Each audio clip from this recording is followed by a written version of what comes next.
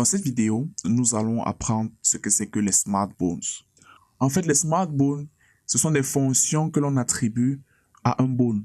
C'est-à-dire quoi? C'est-à-dire, si le bone est peut-être décalé vers la gauche, voici ce que ça doit enclencher. C'est un peu comme des déclencheurs, des enclencheurs. Donc, pour pouvoir bien comprendre, on va l'appliquer sur notre personnage. Déjà, la première chose qu'on va faire avec notre personnage principal, c'est qu'on va lui donner la fonctionnalité du regard de la gauche vers la droite. Donc, pour donner l'impression qu'il regarde un peu vers la gauche, de la gauche vers la droite, on va également donner la fonctionnalité du regard du bas vers le haut. Du bas vers le haut. Parce que lorsqu'on regarde bien notre storyboard, lorsqu'on regarde bien notre storyboard, on voit que ici, la pose de la tête est comme ceci. Donc, le chapeau recouvre la tête pour venir avoir la pose que l'on connaît actuellement. Donc, pour pouvoir configurer tout ça, on va pouvoir le gérer avec les Smart Bones. OK. Donc, on passe à l'application. Bon, pour commencer, on va commencer déjà avec l'ourson. Donc, je masque tout le reste pour éviter d'être distrait. Donc, pour commencer, je me rassure d'abord que je suis à la frame 0 comme d'habitude et qu'il n'y a pas de bone sélectionné parce que je ne veux pas créer un bone parent. Je ne veux pas créer un lien de parenté.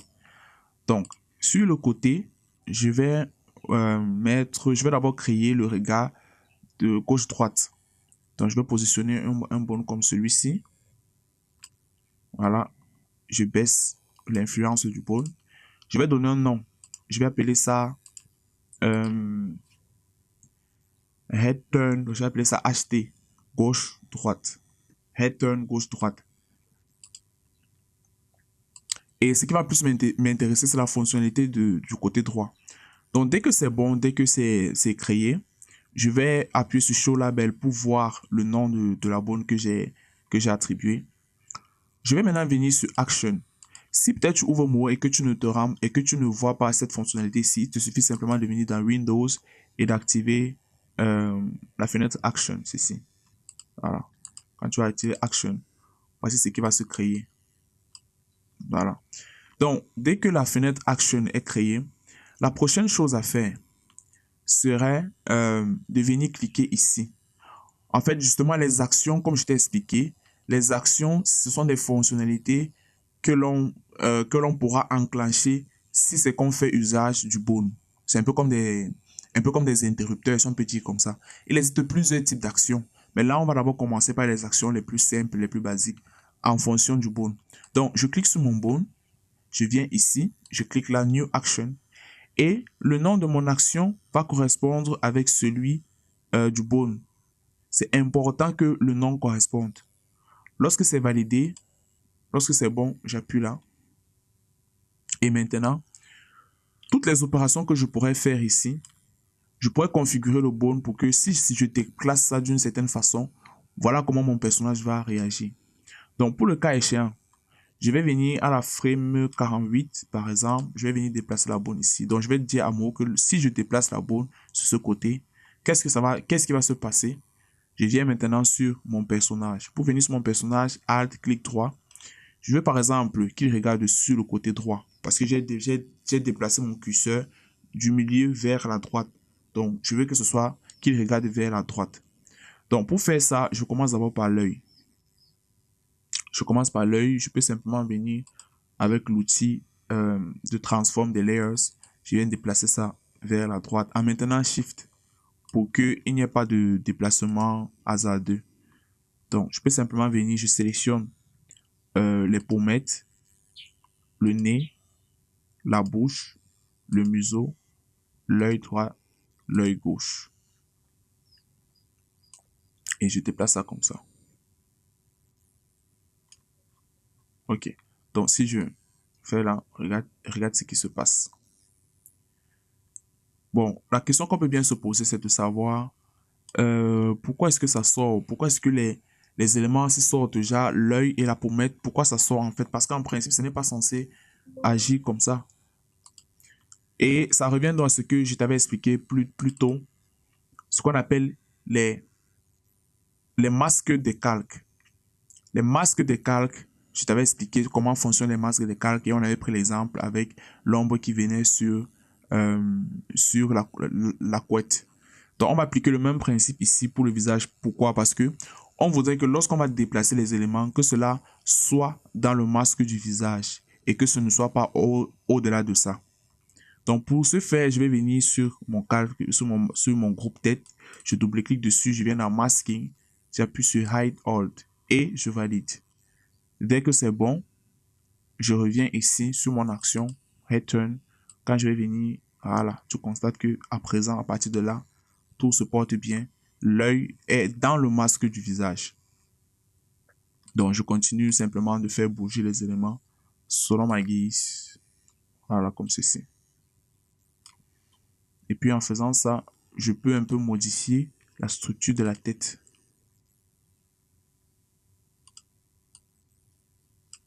Je modifie un peu la structure de la tête, comme ceci.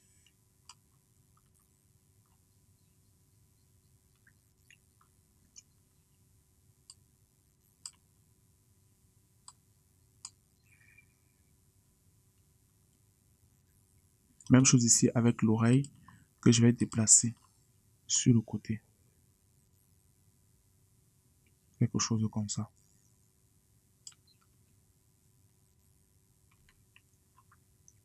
Voilà.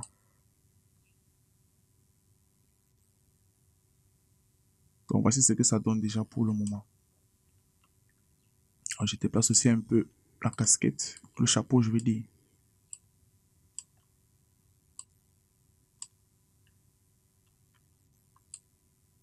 Voilà.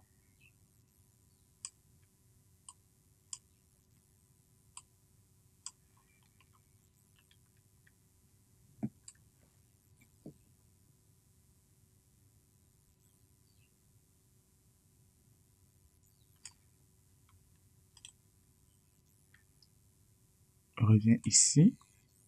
Je retouche encore un peu là.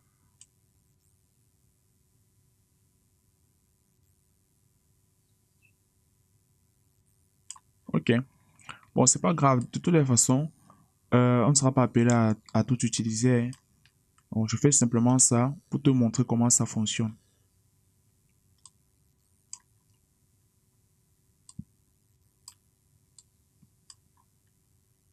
Ok.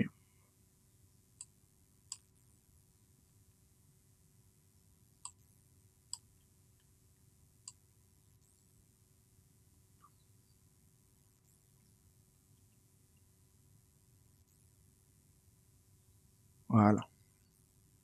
Ok. Donc, on a déjà notre animation sur le côté droit. Je viens maintenant sur le main light. Donc, ce qui va se passer, c'est quoi? C'est que, regarde bien, je me rassure que je suis revenu sur le main line. Donc, si je déplace ça sur le côté droit, donc, je vais venir comme si je suis dans une frame quelconque. Tu vois donc ce qui est en train de se passer. En fait, ce qui est en train de se passer, c'est la réaction à la configuration que j'ai faite au préalable. Donc, c'est parce que j'ai configuré comme ça que mon sujet réagit comme ça. Je pouvais, et ça donne des possibilités énormes. Je peux configurer comme je veux pour espérer avoir le rendu que je souhaite. Donc, je vais également ajouter je vais ajouter une autre oreille, pardon, que je vais mettre derrière le chapeau. Tu vas comprendre pourquoi. Donc, CTRL C, bon, je prends les deux, CTRL C, CTRL V. Donc, je vais pas diminuer la taille. Je vais simplement, voilà, simplement le mettre comme ça.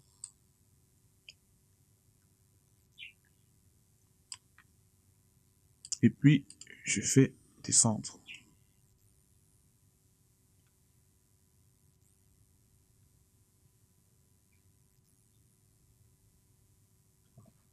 Bon, je vais le faire placer un peu légèrement en haut comme ceci.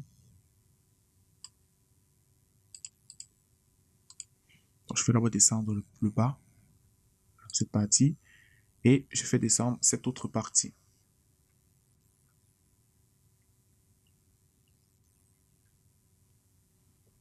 Bon, je vais un peu faire CTRL Z, je vais t'expliquer un truc. Bon, des fois, c'est souvent compliqué de retrouver les éléments, surtout si c'est placé bien au fond. Retrouver ces éléments, c'est souvent difficile. Donc, ce qu'on va faire, c'est qu'on va créer des groupes de vecteurs que l'on pourra choisir selon notre guise. Donc, comment est-ce que ça fonctionne? Je choisis d'abord mes deux éléments qui va constituer l'oreille droite. Je vais venir ici, dans Select Point. Je vais mettre le nom que je veux. Je vais appeler ça oreille droite. Oreille droite. Et je vais appuyer sur Create. Voilà. Donc, ce qui va se passer, c'est quoi? C'est que supposons que je suis peut-être en train de regarder ici et que je veux sélectionner mon oreille droite, compte tenu du fait que peut-être c'est inaccessible. Je vais simplement venir ici dans Groupe, dans Select Group. Je viens sur oreille droite et ça me revient sur mon oreille droite que j'ai sélectionnée. Donc, ce qui fait en sorte que si je mets mon oreille droite tout au fond, et que avec l'outil que je vais utiliser, l'action que je vais faire, je vais peut-être manipuler l'oreille droite, je n'y ai pas accès. Il me suffit simplement de venir ici, Select Group, oreille droite, et j'ai accès à mon oreille droite. Voilà, Select Group, oreille droite, et j'ai accès à mon oreille droite. Donc, du coup, je peux maintenant faire les modifications, les opérations souhaitées. Aussi simple que ça. Ok, donc, j'ai fait la manipulation du milieu vers la gauche. Je vais également faire la même chose de la gauche vers la droite. Donc, déjà précision, faut se rassurer pour pouvoir faire la deuxième partie. Il faut se rassurer que on est sur le calque principal des bonnes. Ça, c'est d'un. Et que deuxièmement, le bone en question soit sélectionné. Voilà. Donc, dès que c'est bon, j'appuie ici. Je pourrais maintenant faire du milieu vers la gauche. Du milieu vers la gauche. Voilà, je fais le même travail. Je choisis le nez, les pommettes, le nez, la bouche, le museau, l'œil droit, l'œil gauche. Et je décale. Avec cet outil, l'outil de transformation des calques. Je décale tout simplement. Et je peux même aller plus loin. Je peux simplement aussi essayer d'arranger un peu l'œil parce que avec la perspective et tout, ça fait en sorte que on peut avoir un rendu qui semble être décalé, mais qui au fond ne l'est pas réellement.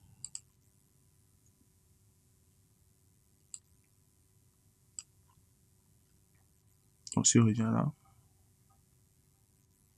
donc l'œil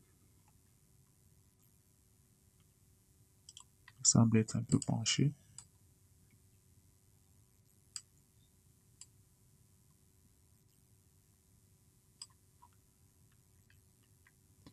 Là, le nez, la bouche, le museau. Je vais décaler un peu comme ceci. Je vais faire la rotation. Non, rotation, c'est mort. Bon, bon.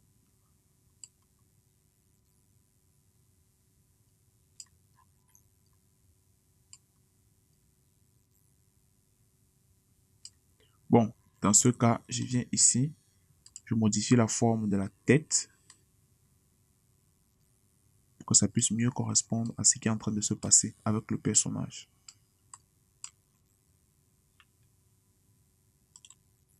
Je viens faire la même chose avec la tête.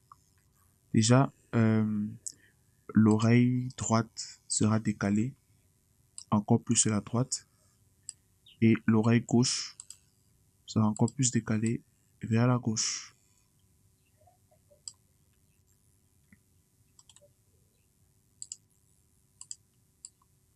Et puis voilà, on est en train de...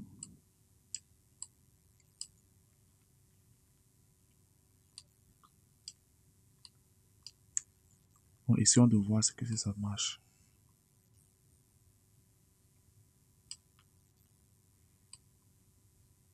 Ok, pas mal, pas mal.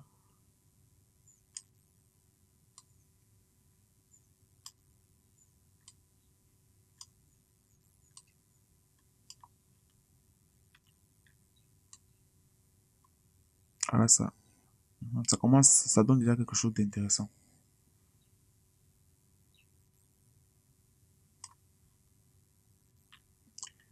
Voilà. Donc, si je reviens sur mon main principal, je sélectionne le calque des bonnes principales. Donc, si je viens là, supposons que je vienne ici, je vais simuler. Voilà. Déjà quand même mon personnage qui commence à donner un rendu très intéressant. Voilà.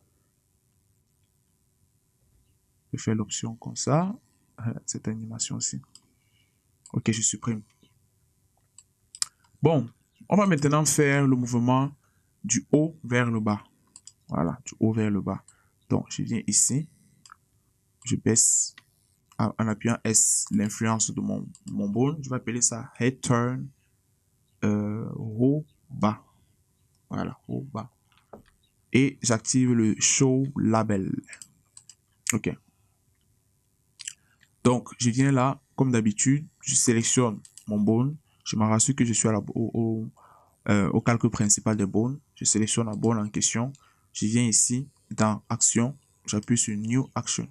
Je me rassure que c'est le même nom et je valide. Donc, je vais d'abord commencer avec la version qui regarde en bas. Je pars à la frame 48. Non, je commence d'abord par celle qui va vers le haut. Voilà. Donc, pour la frame 48, c'est vrai que c'est même déjà en haut, mais on va simplement essayer d'accentuer un peu le mouvement, c'est tout. Donc, je procède de la même façon. Je prends les yeux jusqu'au pommette et tout. Je viens là et je fais glisser tout simplement. Encore vers le haut, encore plus vers le haut. Ce qui veut donc dire que ça aura un impact sur le chapeau qui va davantage prendre de l'ampleur et qui va davantage cacher les éléments qui sont au-dessus.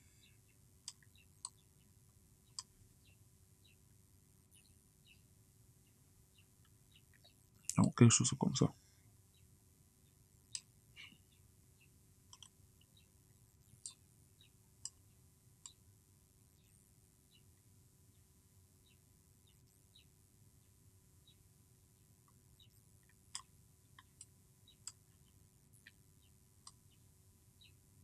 Voilà, quelque chose comme ça. Je gère aussi l'ombre du chapeau.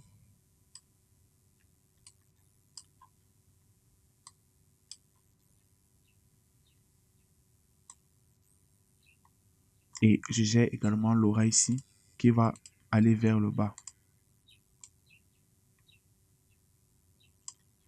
Donc ça va aller vers le bas. Et l'autre oreille également, oreille droite, va aller vers le bas.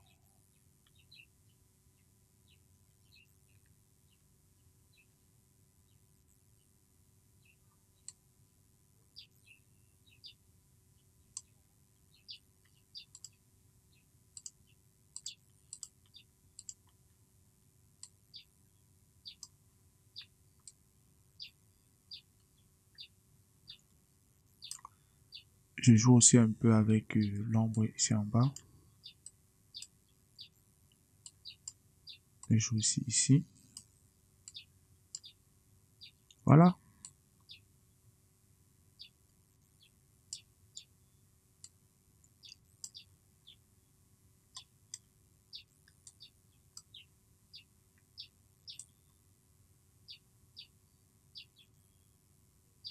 Voilà.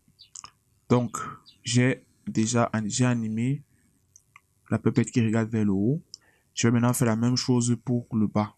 Donc, pour le bas, on va prendre une nouvelle notion pour le bas.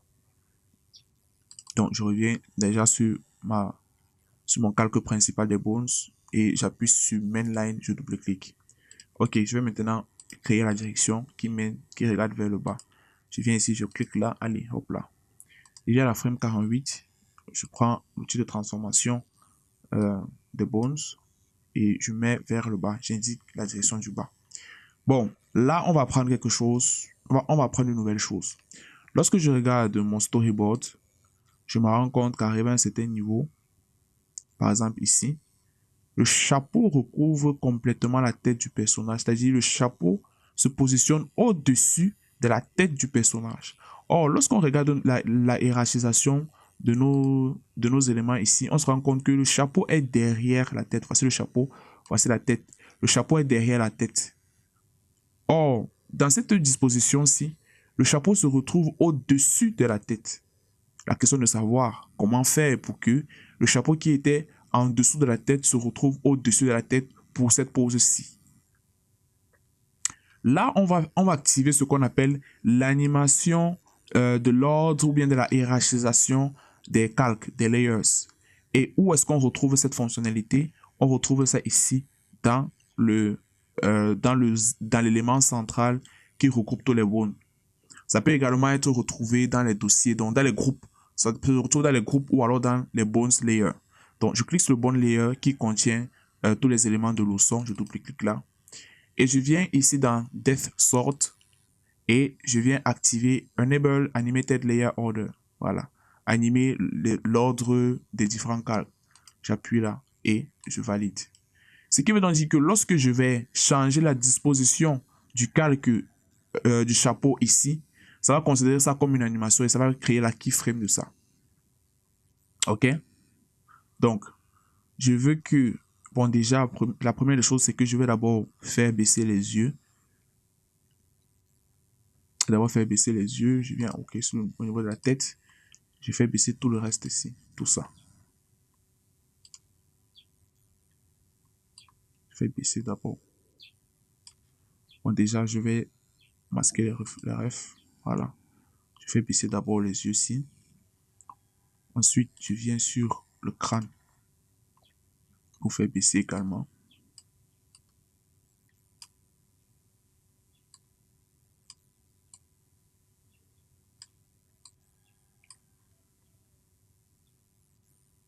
OK. Maintenant, ce que je vais faire, c'est quoi? C'est que, avant d'arriver là-bas, je veux que à la keyframe 12, que le chapeau soit déjà au-dessus de la tête du personnage. Donc, je viens à la keyframe 12. Je viens choisir maintenant le chapeau. Voici le chapeau là. OK. Je viens le choisir, je le mets au-dessus de la tête. Et même au-dessus même du col. Hein. Bon, au-dessus de la tête. Voilà. Je mets au-dessus de la tête et voilà ce qui se passe. Donc, si je suis avant, voilà ça. Et dès qu'on arrive à la frame 12, paf, voici ce qui se passe. Pour voir qu'est-ce qui s'est passé, je reviens sur la frame principale, sur le calque principal des bones. Je me rends compte que ça a créé ce petit outil qu'on appelle Layer Ordering et ça a créé son keyframe qui est ici. Donc, je peux déplacer. Si je ne veux plus que ce soit la frame 12, que ce soit la frame 24, j'ai la possibilité de faire ce que je veux. Donc, je peux venir à la frame 24 ici.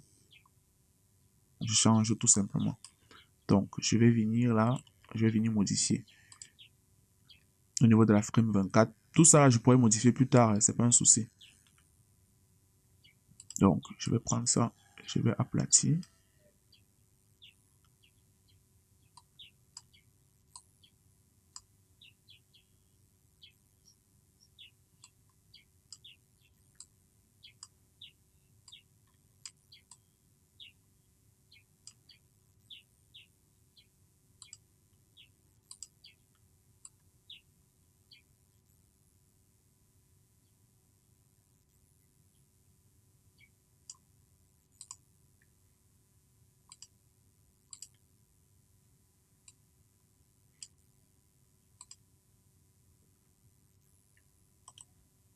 Donc, je réajuste simplement tout le reste. Donc, faut pas être perdu avec les points, avec les éléments.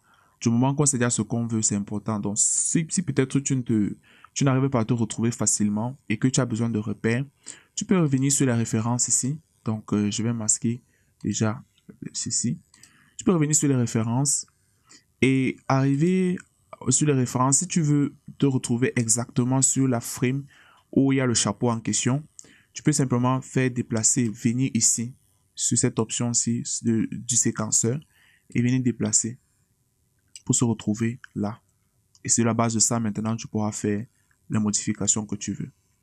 Donc, je reviens sur ma timeline, je reviens sur mon chapeau. Sur la base de ça, maintenant, je sais qu'est-ce que je dois faire.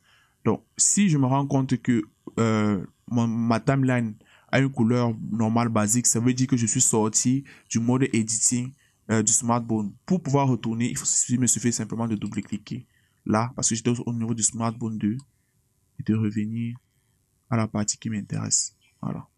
Donc, à partir de ce moment, ce que je peux faire, c'est que je vais simplement essayer de de me rapprocher au plus près de la référence.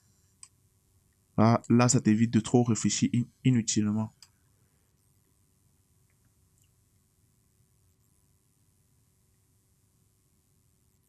Bon, c'est vrai que je vais plutôt mettre ça à la frame 48. Voilà, je crois que c'est mieux de mettre ça à la frame 48. Donc, je vais venir sur le séquenceur. Je vais déplacer le séquenceur pour la frame 48. Voilà, quelque chose comme ça. Je reviens sur mon calque. J'appuie ici. Je reviens sur ma timeline générale et je viens sur le chapeau. Voilà. Donc, je reviens à la frame 48 et je repositionne les éléments comme sur ma référence.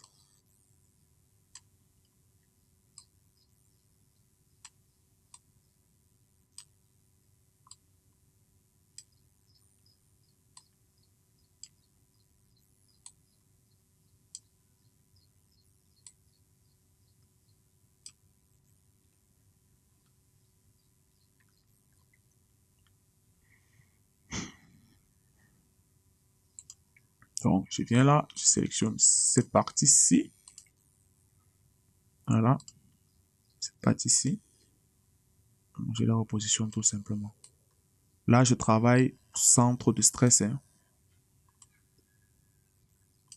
parce que je sais exactement où je vais. C'est pour ça que c'est important de travailler avec les storyboards, parce que ça te donne une direction, une orientation que tu dois prendre pour éviter de t'embrouiller.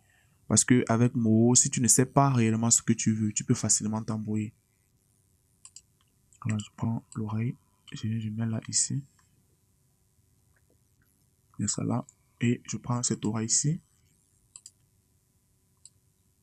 je viens placer là.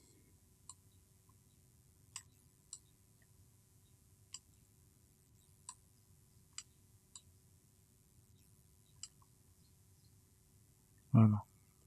Bon, maintenant, le visage. Je peux également utiliser l'outil magnétique.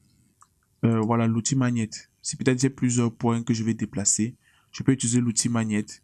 Comme ça, quand je vais venir sélectionner là, ça va sélectionner une grosse partie des points de façon simultanée. Là, je pourrais maintenant travailler normalement. Je peux agrandir la taille en maintenant la touche Alt, clic gauche, j'agrandis la taille. Alt, clic gauche, j'agrandis la taille. Et puis maintenant, je peux simplement déplacer les points. Comme ceci.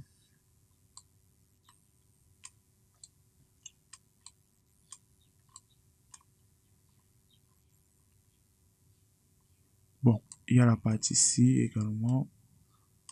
Parce que quand je regarde, je vois la pommette ici, je vois le bout du museau là. Donc, je vais essayer de reproduire. Essayer de reproduire et puis je vais arranger au fur et à mesure.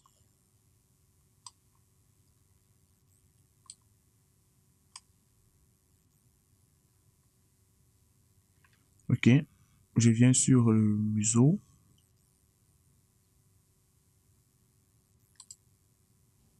Pommette, ok. Pardon, je sélectionne ça et puis je redispose.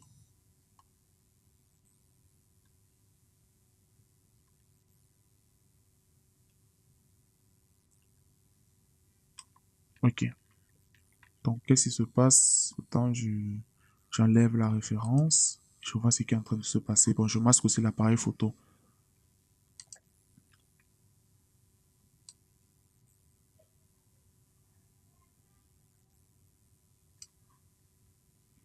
Bon, qu'est-ce qui se passe là?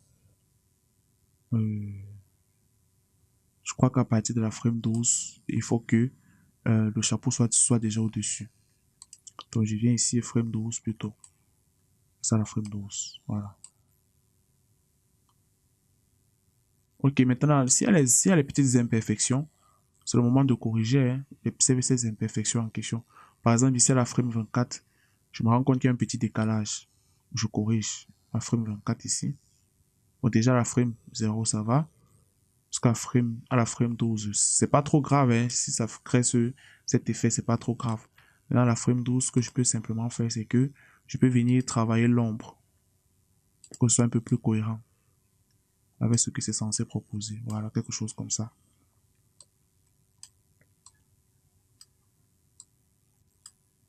Voilà. Et puis, j'ai mon oreille ici. L'oreille droite, je peux un peu décaler là comme ça.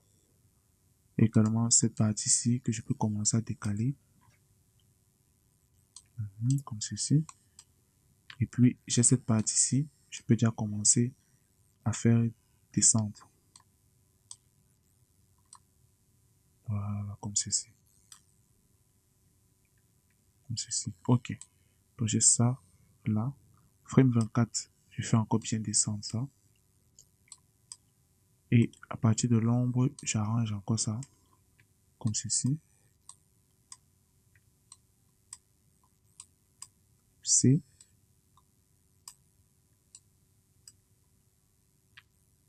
Je viens également ici, j'arrange bien.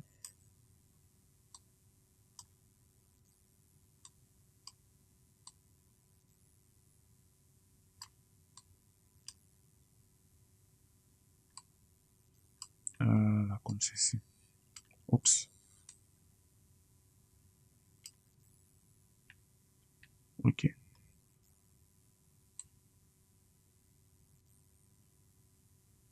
Donc maintenant, la frame 48, je viens complètement arranger.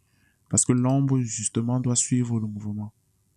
Doit pouvoir montrer, petit comment, la profondeur de la shape. Voilà, comme ça. Je vais prendre cette partie-ci.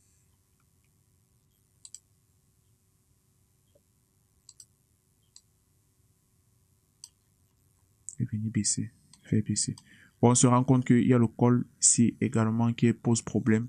C'est la raison pour laquelle je pense qu'au niveau peut-être de la frame 12, je vais plutôt mettre le chapeau au-dessus à la fois du col, de la manche, et je vais laisser ça en dessous du bras, ou bien donc je mets aussi ça au-dessus du bras. Donc, c'est en sorte que je viens là.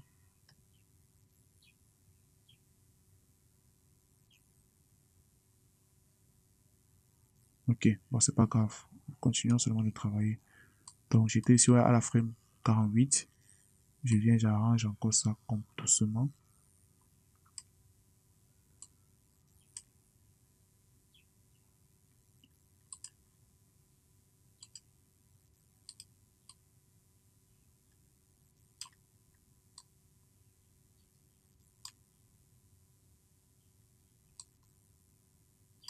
Donc, si je sélectionne ce point avec le curvature et que je veux faire apparaître les tangentes, je peux simplement appuyer sur la touche Alt. Je fais un clic. Je fais un clic là en maintenant en tirant. Ça me sort les tangentes. Maintenant, si je veux seulement travailler avec cette tangente, si je maintiens toujours la touche Alt, je clique sur la tangente ici.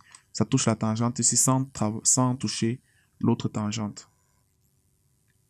Voilà. Bon, de toutes les façons, cette frame-ci ne sera pas trop visible. Ce sera juste pour pouvoir faire comprendre le mouvement. Donc, du coup, c'est pas trop nécessaire que ce soit forcément trop bien fait. Mais je le fais juste pour te montrer ce qui est possible. Voilà. Je te montre ce qui est possible pour que toi-même, à ton niveau, tu saches qu'est-ce qu'il faut faire. Et il y aura des vidéos plus tard qui vont vraiment pousser la chose. Parce que l'idée ici, c'est de te montrer juste ce qui est possible. Ce qui est possible d'être fait avec Mo. Voilà. Pour un débutant, voilà ce qui peut être possible. Voilà ce qu'il peut déjà faire. On arrange juste quelques éléments là rapidement, rapidement.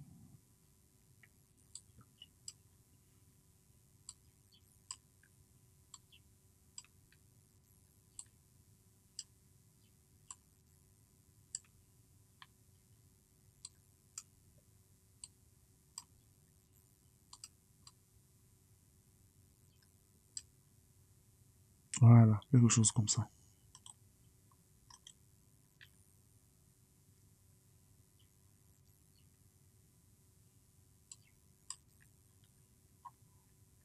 Bon, il y a un peu de désordre là. Il faut que j'arrange, je mette un peu de l'ordre ici. Donc, je vais mettre de l'ordre là, comme ceci. En fait, ce qui a créé ce désordre, c'est le magnet. C'est le magnet que j'ai utilisé. L'aimant, l'outil aimant que j'ai utilisé. Mais c'est pas trop grave. On peut simplement arranger là. Et puis voilà.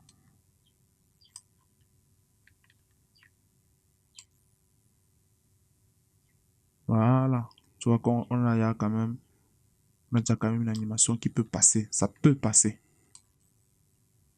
Bon, et maintenant, ce que je vais faire, c'est que à la frame 12, je vais maintenant mettre la tête au-dessus des autres. Tout comme j'ai fait avec le chapeau, je me rends compte que c'est un peu dégueulasse de laisser ça comme ça. Donc, je vais mettre la tête au-dessus des autres.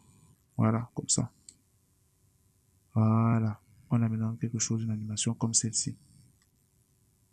Donc, si ça passe à vitesse, à grande vitesse, ça va faire ça. Et ça va revenir à ce qu'on a vu ici dans le storyboard. L'action ici. L'action ici. Tac. L'action ici. Hop. Hop. Hop. Voilà. OK. Donc, voilà quelques smart bones qu'on a eu à mettre sur notre sujet. Donc, voilà. Gauche, droite. Haut, bas. Voilà. Bon, haut, bas, pourquoi ça sort comme ça? Parce que justement, j'ai touché avec l'autre smart bone. C'est vrai qu'il y a des possibilités ou bien des moyens de gérer ce genre de cas, mais dans cette vidéo ou bien dans cette session de vidéo, on va pas voir ça, on va pas aborder ça. Ce qui nous intéresse le plus, c'est de comprendre comment fonctionnent les smart bones. Bon, on va encore ajouter un dernier smart bone. Oui, on va ajouter un dernier smart bone. On va ajouter le smart bone pour le squash and stretch du visage. Tu vas comprendre ce que c'est que le squash and stretch. Bon, je vais prendre ça. J'appuie S, pardon. S. Je vais appeler head squash and stretch. OK. Et je mets le show label. Je vais disposer ça plutôt ici. Voilà. Donc, j'appuie là. Et puis, je vais d'abord commencer par le stretch. Voilà, le stretch. Donc, pour le stretch, je vais venir ici. Et je vais tirer ça vers le haut comme ceci. Légèrement. Voilà. C'est tout simple. Le squash, je vais faire la même chose. Je reviens ici. À mon calque bone, je viens là. Je clique encore. Non. Je me rassure que j'ai cliqué ici sur la bone concernée. Et je viens ici dans Action, Add Action. Comme ça sera le même nom, mais avec deux. Je vais maintenant faire le stretch. Ah, pardon. Je viens ici à la frame 48 comme d'habitude. Voilà, j'ai le stretch. Le stretch, maintenant, ça sert à ça. On va aplatir la tête. Bon, tu vas comprendre à quoi ça va servir lorsqu'on va passer à la phase d'animation. Donc, pour le moment, il faut simplement faire et tu vas comprendre.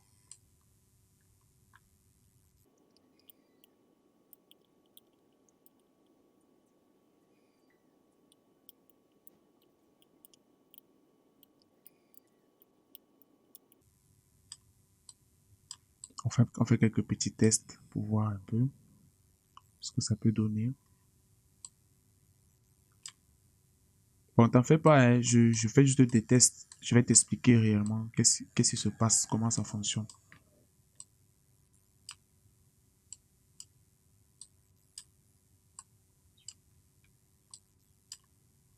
Voilà, je fais des tests.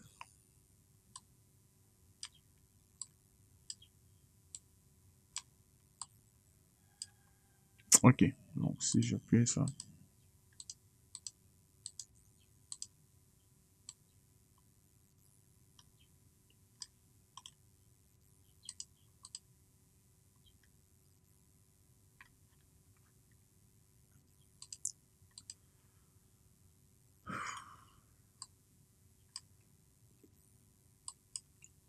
Bon, ok.